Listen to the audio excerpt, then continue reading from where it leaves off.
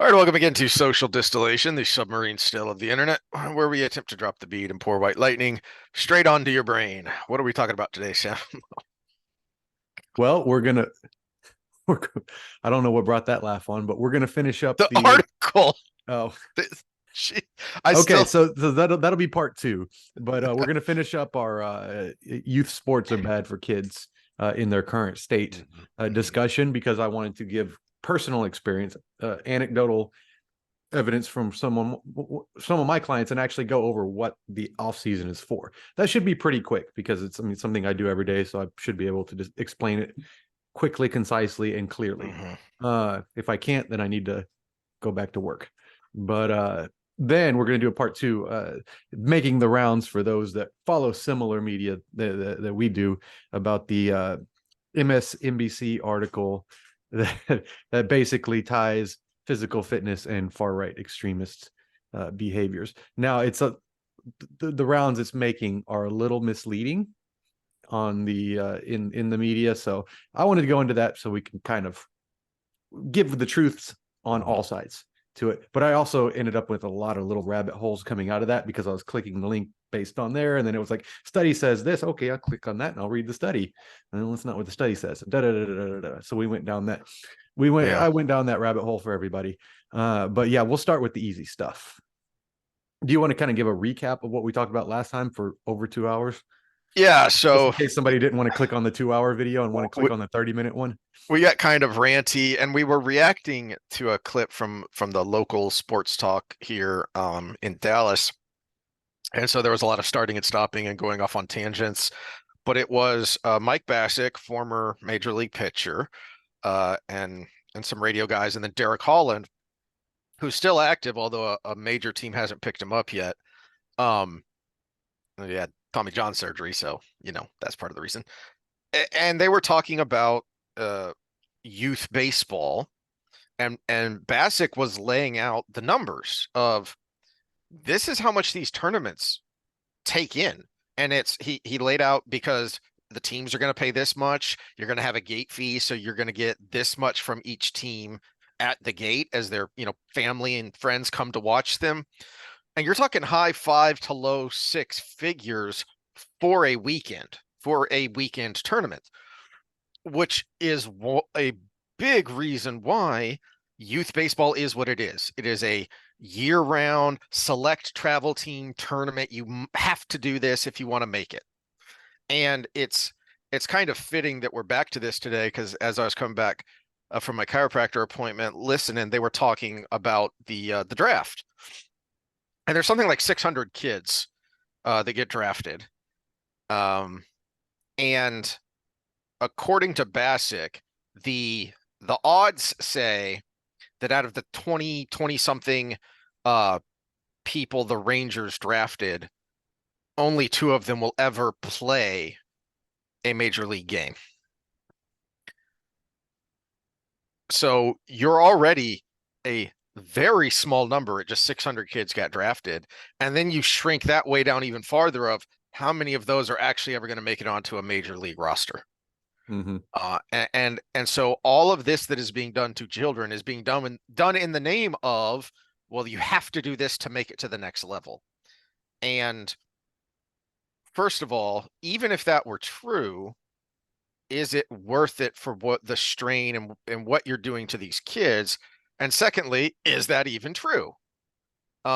Because as Derek Holland said during that segment, that he wasn't a year-round baseball player. He played year-round sports, but different sports every season. And you hear that a lot when you talk to Matthew Stafford and Clayton Kershaw went to the same high school. They were both football and baseball players, and then they went separate ways when they went in graduated high school. Um, so they were both great athletes, and you also have to be realistic that yeah, baseball especially, there's a lot of skill there, and you can work your way to the next level if you're like on the bubble, but you still have to have a baseline of good athletic genetics. Mm-hmm. You've brought up Jared as a client and friend, and I was kind of surprised when you told me he didn't even start playing baseball seriously anyway until he was in 8th grade. That's when he started to get serious about baseball. So if he didn't already have an underlying basis of athleticism, I mean, that's too late. Well, Well, except it and wasn't they, clearly. and they talk about, pitching comes from the legs, not the arm, right? They always say, oh, he's got a strong arm, but it actually starts at the legs. Mhm. I mean, the dude's got like a 45-inch vertical. I mean, white boys can jump if they're athletic enough, Yeah. and and I mean, shoot, I picked him up from my former mentor, and he was pretty dang close to that when I picked him up. So he just naturally had that spring and tightness to him.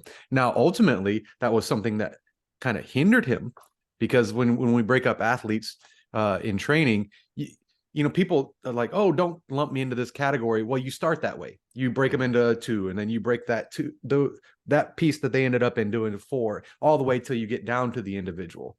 But you have to have somewhere to start. Mhm. And one of the first places you start with an athlete is you call them either springy or stiff. And springy is like a car with two loose shocks where you're just bouncing off the ground. You can still be fast, but you're bouncing off the ground on every one. And stiff, those shocks are tight. But you hit a little bump on a curve, you can go off the road, right?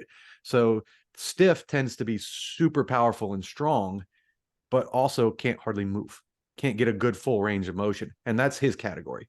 So his lack of mobility was something that we had to really work through for him to take that next step. And that's where I came in more than actually making him powerful and explosive.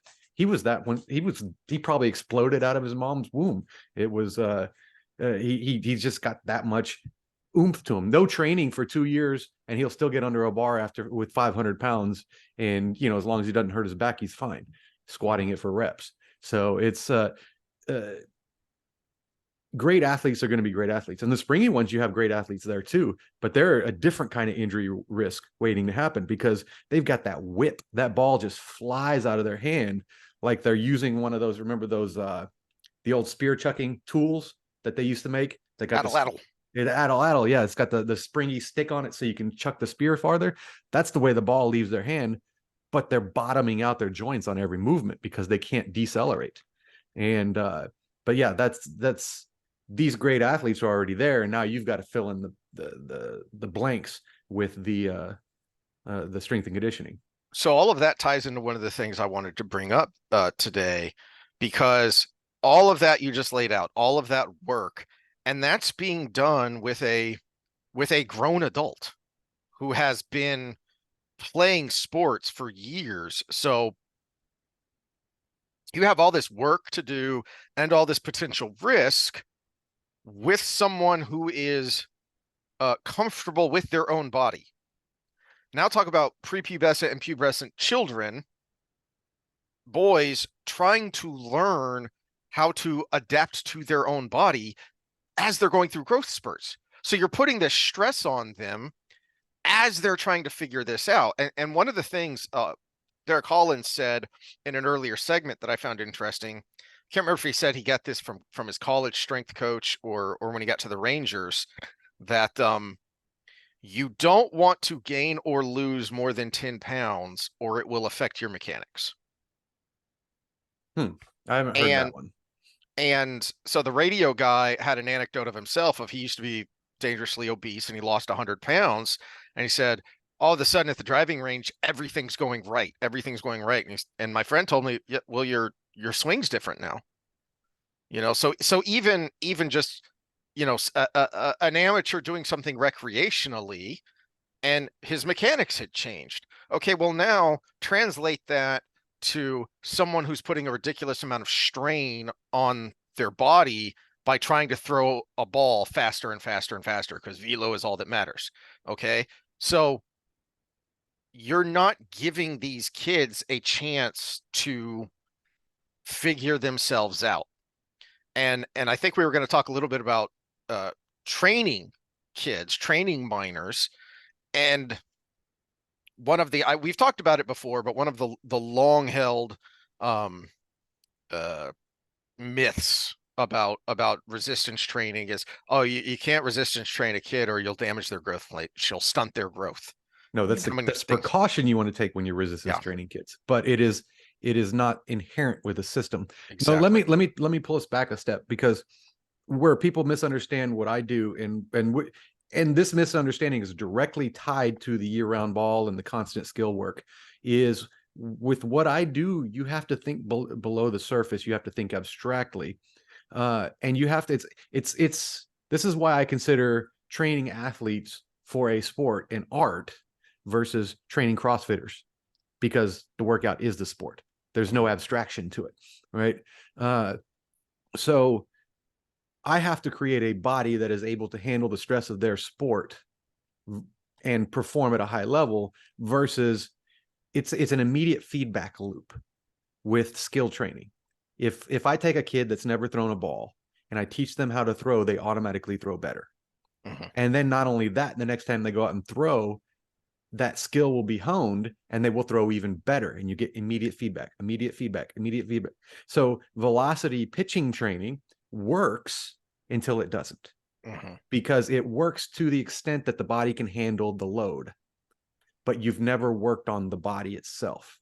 And so that's what I do. I work on the body to be able to handle the stress of the sport, so you can continue to progress your velo without breaking down in the process. You talked about kids versus an adult. I always get the, oh, train, or I see the signs and people want this. Train your train your kids like the pros. No, that's completely wrong. Train your kid like a kid at his age who wants to be a pro someday. That's an abstract thought. That's a good point because kind of Well, the let me comparison. stay on that. Let me Okay. make an analogy here to stay on that track. Uh, it's like reading. If you teach a kid just sight words and patterns, they can learn to read to some degree. But if you teach them the alphabet and phonetics, they learn to really read.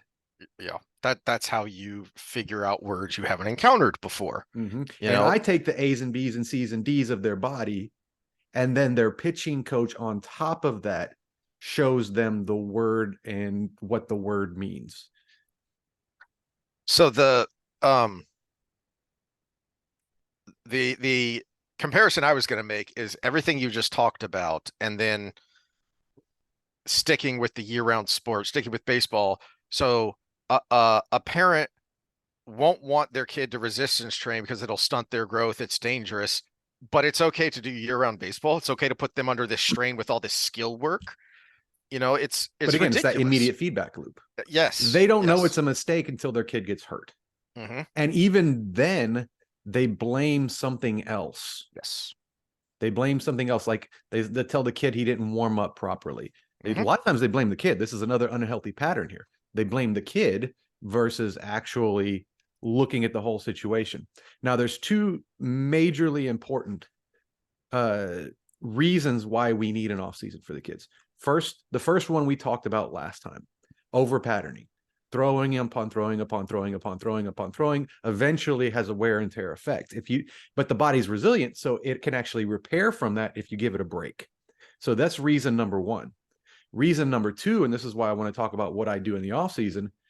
I cannot train the kid properly while they're playing. I can train them while they're playing. It's in season training. We still do that. We do year round training, but I cannot train them properly to adapt their body for the long term while they're still playing baseball. I'm going to quote Eric Cressy here. Trying to do shoulder care during the season is like trying to change a tire while you're driving. Yeah. Maybe it can be Yeah, I love done, that. but yeah, good luck with that. Uh, Yeah. but I loved that when I saw him post that. But I what we was do like, "Oh, with that's brilliant." training, what we do with exercise in general, this is for all fitness. Mhm. You don't get better during the training session. You get better during the recovery.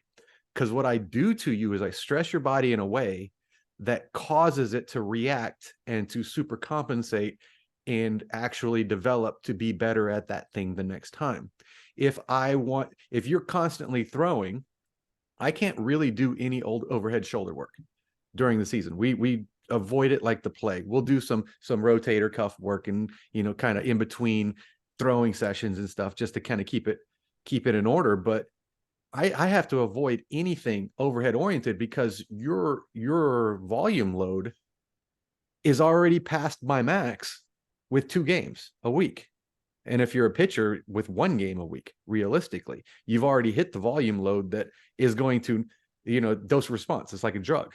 Some is good, more is not necessarily better. You hit a peak, and then after that, even more could be detrimental. Well, we've already hit the part where, like I said, overuse injuries with the sport. You're over that peak during the season, and it slowly wears your body down until the end of the season. Then if I get an off season, we can slowly work your body back up. And then it'll be actually in a better position the next time. I always talk about the wave of training. Mhm. If you go for a straight line, you'll fail every time. Well, we hit them at the bottom of the wave at the end of the season. And then middle of the off season, they're where they were at the end of the off season last year. And then we end up at over the to the, with a delta of improvement from the last year is while they're young. Now, there's a point in their career where we're just trying to keep them together while they're finishing out their career, but that's not your 14, 15, 16-year-old. That's your 32, 33, 34-year-old trying to maintain his career. But yeah, we're trying to increase the delta every year, but you always start from a little bit of a dip. And that dip is because they're doing all of those repetitions that are past their recovery ability. And it's a slow process because they mostly recover, then they go out and throw again.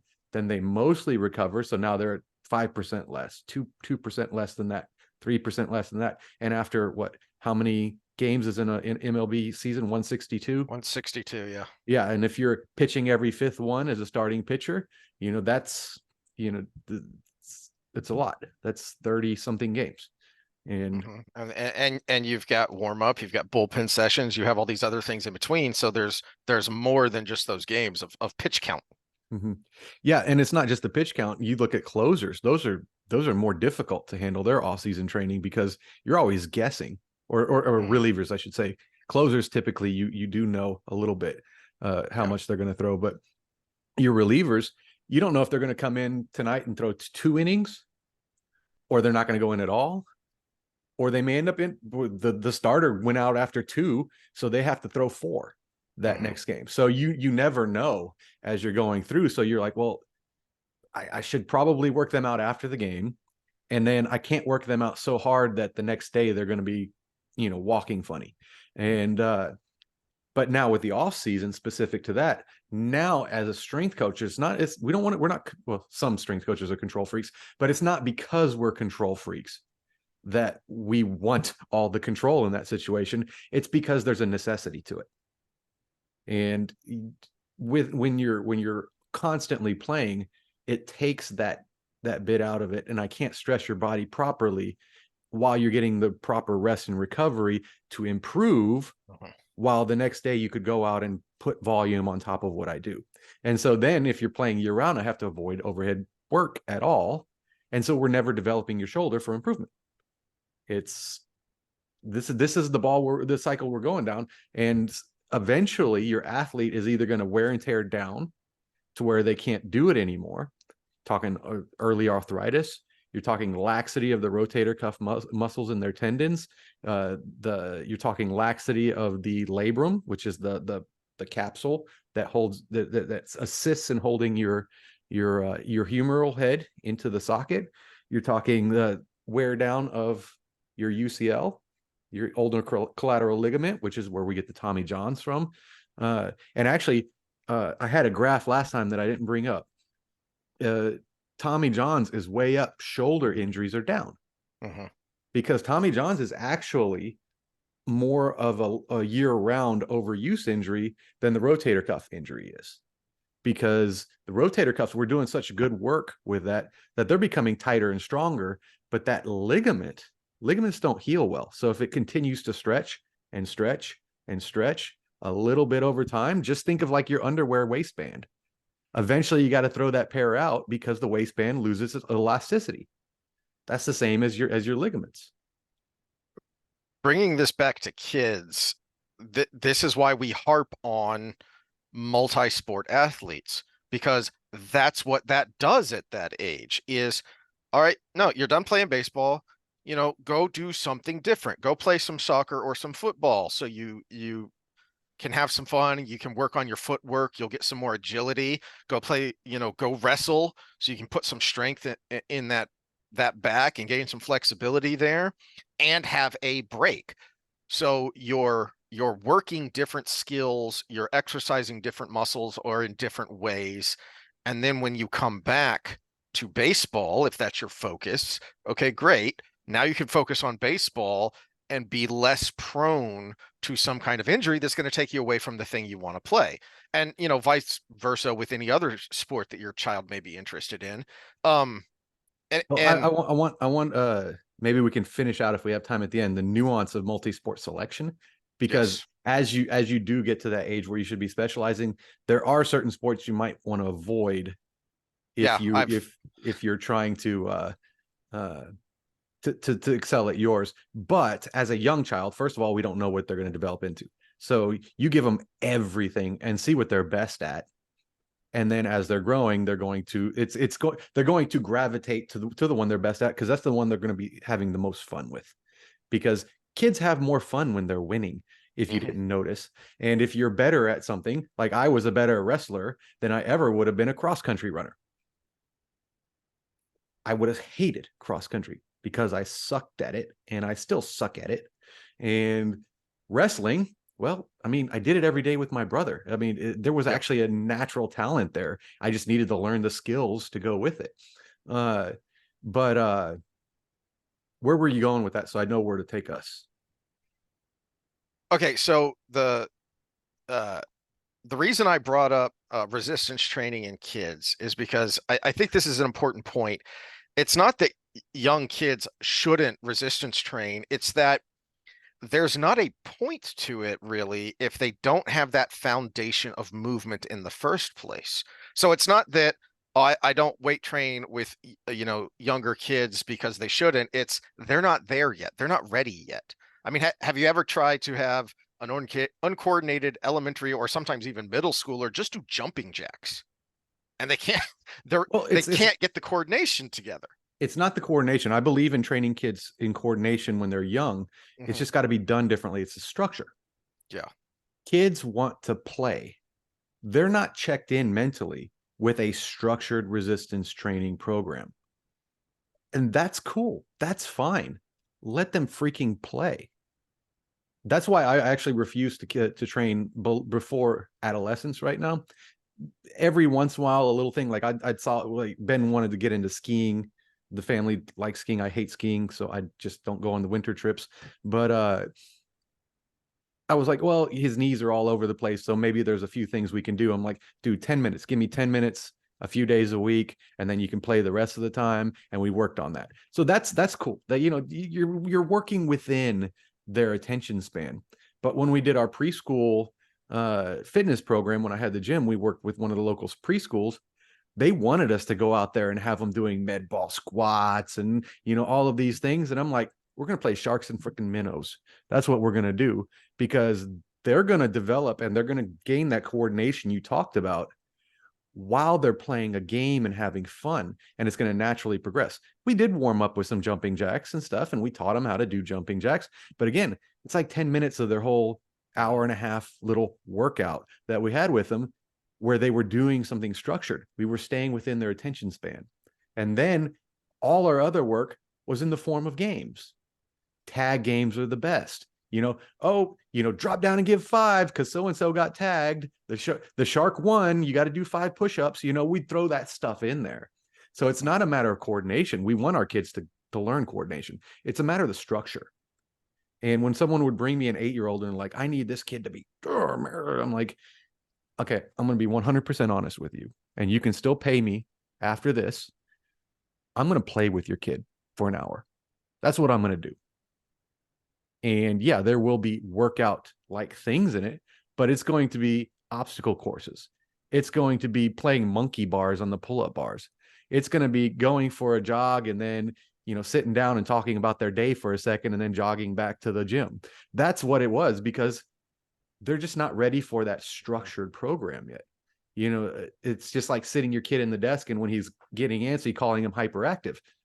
We're playing against their age and their developmental level. Now, let's get back to baseball. Now we're getting to adolescence when they're starting to specify, I need that off season because I become their other sport. So maybe they have no interest in other sports. They want to be a great baseball player, and we want to focus on that. Okay, great. Now you still can't play year round, but I will become your other sport. And we're going to do it in a way that actually progresses you to the next season. So there's your, I hate the word because they're trying to sell you something, specificity. The only thing different is this is going to be structured in a way that is in line with your timeline to your next season. And that's what I do.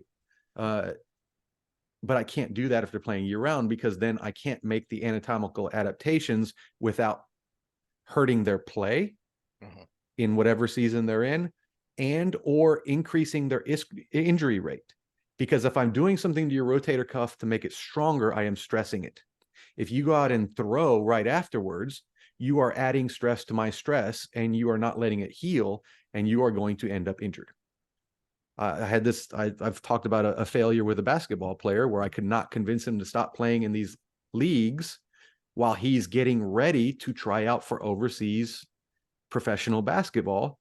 And he kept playing. One of his issues was he had poor ankle mobility, but also he had a tendency to roll his ankles, which sounds counterintuitive, but it's very common, hand in hand. And because tight doesn't mean strong. He was tight and weak in his ankles. So we were working on that, and he goes and plays a pickup game that night, and he gets a 2nd-degree sprain of his ankle, gets mad at me, and I'm like, I did my job. You didn't do your job. Your job was to not play for a little bit. Let's be a professional. Do you want to be a professional? That's a good segue into the final point I wanted to make, harping on this, using baseball, year-round baseball, youth baseball as an example, is the doing your damn job. One of the things we griped about with Bassick was that he recognizes the scam. I mean, he was the one laying out the numbers. He was the one saying, this isn't good. This doesn't make any sense. And for anyone who didn't watch, it started with him talking about they would have played 3 games on Saturday and 3 games on Sunday if they had made it all the way through. And that was a weekend where the DFW area was over 100. And also what people don't realize is, get on these artificial turf fields. It's even more than 100 down there. Those red pellets are just. So I was kind of surprised that nobody brought this up and tied it back into something they talked about earlier. Was earlier in the show, Derek Holland, because Bochy, the Rangers manager, talked about pitching in the heat, which isn't as big a deal now because they have a dome. But when Holland was here, they were at the old stadium, and it was a stupidly built stadium, or stupidly added onto stadium. So I've been in there when it was literally the hottest day on record, and it's a convection oven, because the wind will come over the top from the third base side and it just swirls around. So it doesn't cool it at all. So if it's 105 degrees, outside, it's 120 degrees on the field. And it's not that bad for a youth field because you're going to be more open, but it's still going to be dang hot. And Holland went through his process that 3 days before he knew he was going to start, he would stop drinking. And because, him and the other pitchers, the staff, they'd go out and they'd have a few, and he wouldn't 3 days before. And then he would start drinking more water, more and more and more, leading up to 2 hours before first pitch, he would get an IV. That's what he was doing to pitch a game in the Texas heat. And you want a bunch of kids to play 3 games in the Texas heat, and then if they win, 3 games again the next day in the Texas heat. Where are the parents doing their damn job to say, no, we're not going to do this. We are not going to participate. This is abuse. This is dangerous for these children. Do your damn job, parents. And this is where a little bit of abstract thinking can go a long way, because to me, it's a contradiction of I don't know, contradiction of soul is contradiction of your treatment of your children. Because when we talk about drag queen story hour, everybody's up in arms. Oh, the kids. When we're talking about giving them heat stroke at 6 years old, people are like, yeah, they're kids. They're made of rubber and magic, you know? If I recall correctly, and I can't remember the mechanism, but children have a Are more more difficult time susceptible. Yeah. regulating their body temperature. Mm-hmm. Yeah, there's a And sweet spot in the middle. It's like late teens to mid to late 30s where you're kind of the best at it. But before that and after that, I mean, it's not good for you to be out in those temperatures for that mhm. long, especially doing physical activity. You know, we as a tropical species, being humans, we one of the reasons we tend towards laziness is because that's actually adaptive. You get out of the sun, go lay under a tree until it's cooler out, and then you go try to get your food, and then you go lay back down and go to sleep. We're being lazy is adaptive because you don't overheat and die.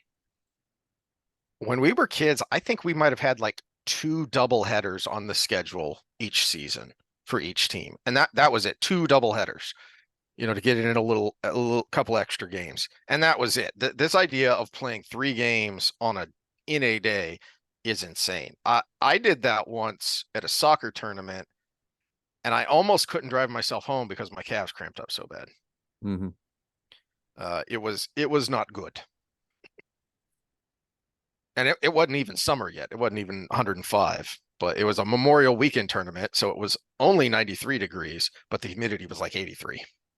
Okay, so far we've established that the importance of an off season is take away the over patterning, develop their bodies, and realistically burnout, as you're talking about here, not just with the heat of the field, but burnout in general Mhm. happens with just the number of games and the constant barrage of it. And yeah, some of the younger kids are super into it, but if having had private time with these younger kids to help them train, they're super into it because mom and dad are super into it. And that's already a danger sign that we're going to see some burnout coming up because eventually they're going to have enough and they're going to get to that rebellious stage and they may take an extreme action like quitting versus an extreme action, a less extreme action saying, mom, dad, I just need to fall off this year, you Yeah, know. and as we talked about last time, Bassick laid out these numbers. It's mom and dad are really into it because they're spending maybe 5K a year on on on programs and lessons and training for this kid. Yeah, so now let's go into what we do. And oh my gosh, if I don't make this stuff up, Dr. Eugene Coleman, he was one of my mentors at University of Houston Clear Lake, but he was also the longest tenured strength coach in MLB history for the Houston Astros. And his claim to fame was being Nolan Ryan's strength coach. But as he says it, he only had 4,500 strikeouts before he got to me. He never would have got those next 500 without me. So he's actually a decently humble man. He's great in person. His online class skills suck, but other than that, well, here's the problem. He would test based on the material and his lectures. But when everything went to online, he had the same tests, but you never got his lectures. And so once I would be tutoring somebody who was in the same program, they would be like, "This question, this was nowhere in the material. I don't know what it was." And I'm like, "Yeah, we kind of went over that live when I was with him." And so I had to take a whole different approach and actually preemptively try to remember his lectures over whatever material they were going over to help them with the class. But yeah, that's just the old man in him. He didn't adapt to technology very well. But when it comes to strength and conditioning, great. Okay, so training the power pitcher. This is the Bible for training pitchers right here, and it's a short 11-page document. But let's go down to year-round training, year-round strength and conditioning. If I can get the right, I might have passed it. Did I pass it?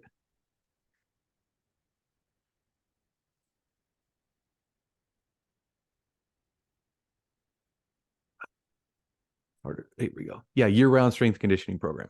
So you can probably just Google search this article.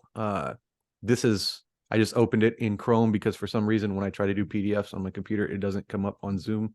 But yeah, I actually own the article from other documents. I think it's behind a paywall for most people. But yeah, he's talking about why you year-round strength train, including in season. So we'll go get past that. And then he breaks down what you do. Workouts of each phase start with dynamic warm-ups, blah, blah, blah. And then they end with core strength. The strength training program follows a periodized model in which the training starts in the postseason with 3 to 4 week period of active rest. So he does give them a little bit of time off.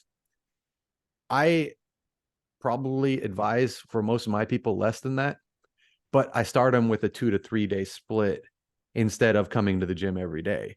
So yeah, you can have some personal time, but at the same time, let's do a little something to get the ball rolling. And a lot of times it's circuit weight training to keep their conditioning up. And I can't remember who I got it from, but I think I got it from Luke. Training for harder training is what we do. So we kind of keep their body in order. Yeah, we train for harder training. And he talks about his off-season training is 12 weeks in length. Mine's a little longer because again, I started him a little earlier. 4-week conditioning cycle, which all of y'all have seen my GP program. It's phase 1 on the Real Fitness and Performance channel is actually almost the same as my GP for these guys coming in because it's general fitness. Again, it's training for harder training. And we do everything in a circuit style because that keeps your conditioning up. And then it goes to strength, then to power. And then the preseason is a strength and power mixed phase. So I'll work them up to where they're doing their 5-rep max squats by the end of the strength. And then I do complexes. So then we'll do strength power complexes with, maybe 3 squats followed by 3 squat jumps or 3 box jumps if I want to preserve their knees, or depth jumps if they're really working on that power to come through. And they're young enough, I don't have to worry about preserving their knees as much. And then we do the strength power mix. And then that's when I add back in the conditioning as well. So we'll do a strength power mix with a finisher of conditioning at the end. And that goes all the way. And it's not a whole lot of time. It's October to February.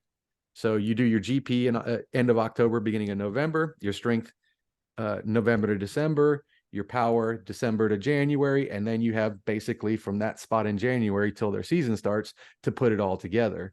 And most importantly, and he doesn't go into in this article, is in that GP and in the first part of strength, which I have a kind of a blurred line of going from GP to hypertrophy to strength, where every other week you're lowering reps and increasing training volume overall, and then lowering the volume and increasing intensity. So you're getting the tendon density, which would be the initial GP, then the muscle density and size, and then the strength, which is going to increase both of those as well. But you got to start with tendons first because they take longer to develop. So tendons, muscles, both, then onto the power. And it's a pretty, like I said, it's not about control, but you have to have this progressive model to come out the other end a lot better than you were when you came into it. And then realistically, there's an organic component to it of how beat up are they from their season when they come into me. I might have to spend longer in that GP. Yeah, especially if did they go to the postseason? How long was that? How many reps did they have to have during that postseason? How many extra reps? So let me as we're kind of nearing the end of our time here, let me kind of translate what you just said into normal person speak. Is first of all, that wasn't especially normal person speak. I thought I made it as yes, you made it to where someone like me who knows this stuff but doesn't know nearly as much as you could understand what you were saying. I'm not sure a random person who accidentally stumbles upon our channel and wonders what the heck is going on is going to get all that. But first of all, especially when we're talking about kids, that's why we keep harping on multi-sport athletes, because yeah, as you say, it's a little more complicated than just go do something else. But for the most part, you're going to get a lot of what you just talked about. You're going to get that in playing another sport. For those of if your kid or you're older or whatever, and you want to focus on a particular thing, even if you didn't understand the details of what Sam was just talking about there, these are the things you want to listen for. You want to ask, okay, what's your plan? What's your program? What are we going to do during the off season? You don't want someone who's just winging it. You want, we have a phase here where we're going to focus on this, then we're going to focus on this, then we're going to that's periodization. That's all that means is it's planned. There is a period that is planned, and there is going to go There's a from period progression model. there is a progression model, just like in school. You're going to go from period to period to period and grade to grade to grade. Well, let me combine my nuance of multi-sport selection with the the purpose of using different stimuli that seem a little abstract for the sport. Okay, so say we're going to stick with baseball. Say you're a pitcher and you want to do another sport when it's not your most preferred season, whether that's a super select, you have the chance to go to the Little League World Championship kind of season, or your school season. Those are the two that usually take priority. Your fall ball and crap, then whatever. That's just, they just sell you that you need to keep doing that to keep your skills up. But so you say you're looking for a second sport and you're a pitcher. You probably don't want to do soccer because it is a completely different endurance stimulus. Whereas a pitcher, you need to be able to explode, recover, explode, recover, explode, recover for as many times as required for you to do your job on the field. Whereas soccer, you need that high level of slow twitch endurance activity. Now, you do need to explode every once in a while. And I think the difference between really great soccer players and people that are just good is that ability to explode. But because they can all run for days, it's the one that can explode when they need to that makes it to the highest level. But at the same time, if you're just looking for something to complement your skills, not the greatest compliment. Cross country would be even a more blatant example because you never need to explode. All right. So you want to semi-match, especially the conditioning requirements, but also you do want some aerobic work if you want to be a high-level pitcher, because that ability to explode 100 times has an endurance component because your recovery between pitches is an aerobic act. So when I'm developing my program, I have to explain to my athlete how we're going to progress from straight up endurance work, which is your circuit weight training, to power endurance, which is where we want to end up by the end. Can I explode over a long period of time? And you're not going to get that. So to the multi-sport, you're not going to get that from a pure endurance sport. And from a strength and conditioning standpoint, I can't just say, oh, go for a 5-mile run, get your aerobic endurance up, because that's not going to translate. I have to say, well, we're going to do it this way. We're going to do circuit weight training. Then we're going to do traditional strength and conditioning, but then we're going to reduce the rest. And then we're going to add explosive movements. And then we're going to reduce the rest. And then we're going to do some conditioning at the end. So it's that I'm trying to make this simple because you just blobbed me about being too technical, but okay. So endurance work, something that's going to translate better is repeated sprints versus go for a 5-mile run, right? So that's, you want that to kind of match. Now you talk about like football and wrestling, great crossover, right? As we saw before, wrestling and track, power endurance. If you're a 200-meter runner, that you're maintaining that through the lactic acid burn as well as just exploding from the beginning, but also your balance, so you're efficient in your motion. There are good crossovers there. Something for your throwing athlete, like a pitcher, would 100-meter dash. Go out and do that. Diving would be a great one. What else can you think of? Great explosive sports.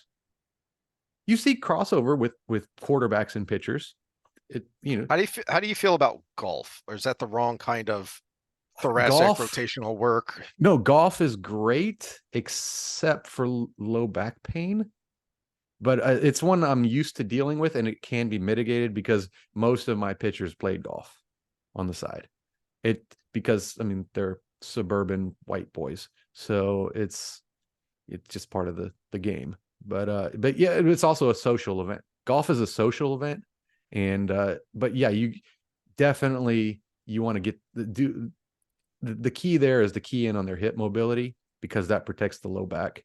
And if they're starting to have back pain, you got to tell them to stop golfing for a little while. Mm-hmm. And again, this is where we talked about, oh, the sport's just not fun anymore. There are fun parts of every job that you have to do the slog to get to. The old adage, well, why should I pay you that $500 for that thing you did in 10 minutes? And the person answers back, well, it's all the experience I had over the last 20 years that allowed me to do that in 10 minutes. You're paying me for the 20 years of experience, not the 10 minutes I did. Well, they're paying you as a major league pitcher, not for the 30 pitches you threw at the end of that game, but all of the preparation time that it took for you to do that at a high level and have fun in the process if you did it well. Because I guarantee you're having more fun if you're striking people out than if you're getting hit on the whole time. Have fun when I get hit on. Well, but that also takes hard work and dedication. You gotta have good hygiene. You gotta probably exercise a little bit. You gotta Apparently, all you have to do is take your shirt off while you're going fishing. Oh, I'll never live that one down. That We was had awesome. just talked about it. I was like, gay dudes love me. And we're out there fishing. I took my shirt off and the guy rolled up. So how you How guys you doing? doing? Oh my goodness. Yeah. All right. Well, we got to wrap this up here. Did you have any more Uh, closing thoughts on what you wanted to talk about here? uh, go ahead and you close out. And if anything pops to mind while you're doing, I think I said my piece. Okay, let's summarize it. We need the off season, and we went over why we need the off season. Give them a rest from what they're doing. Give them a compliment to what they're doing. That fits both the multi-sport and the training aspect of it. Give them a compliment to that, and then do it with a plan that puts them in the right position to be able to jump back in at the highest level when it's time again. The only thing I would add is kind of using this as an example for the bigger picture, like I like to try and do here, is be wary whenever someone tells you you have to do this thing and only this thing if you want this result. Are you sure? Why? What are the pros? What are the cons? What are the potential risks? What are the known benefits? These are all the things you should be asking whatever, but especially when you're talking about your kids and putting them through some kind of stress. We talk all the time. Stress is good. Strain is good to an extent, Mm-hmm. So Well, is this going to be good stress or bad stress? it's repeated low grade stress that wears us down, and the sport is the low grade stress, and that's where people get it backwards. The sport is the low grade stress. It's the training that is the stimulus that allows them to be better at the life. The sprinting, on a regular basis that allows you to run from the lion when the occasion occurs, right? You can't play yourself into shape. It looks like that at first, but eventually your body will break down before as the skill increases because you've never done anything to increase the body as well. Yep. All right. Well, that does it for that. Next time we're more Path of Daggers time on Friday, and then next Wednesday, if I don't have something come up, you sent me down a deep dark rabbit hole because you went and watched Sound of Freedom. Mm-hmm. Oh yes, yeah. And I'm gonna go Forgot to try and tease that watch at the it. beginning. I'm gonna try and go watch that today or tomorrow so we can talk about it. Um, I haven't seen it yet, but I already knew who Tim Ballard was, and I've heard him in interviews before. I didn't have the foggiest idea this movie was coming out until late last week, I think. Yeah, last week when people started in the YouTube sphere started talking about this movie that beat Indiana Jones. in this little independent movie, and I said, what's that? Um, and that led me down the rabbit hole of what some of the media complaints and accusations and stuff are. Yeah, and so as far as our tease goes, let me do this in 2 minutes so I can get ready for my next client. But when I went and saw it, the theater, there was only 2 seats left. I made a last second decision to do it because I had a kid out of town and then another cancellation, so I had a longer break than I usually do. And I was like, shit, I'll go see it. And there was only 2 seats left, and the person behind me got the last one. So it's still selling out in these theaters. And if and I'm encouraging, I want to encourage people that are listening to this to go watch it before that episode, because it's going to be spoilers all around. Once we've watched it and we put it out there, I'll put it in the title. This has spoilers. It is a spoiler, but the main point of it is, if you go watch the movie, none of the headlines about the movie are accurate. And that's just the end of the conversation there.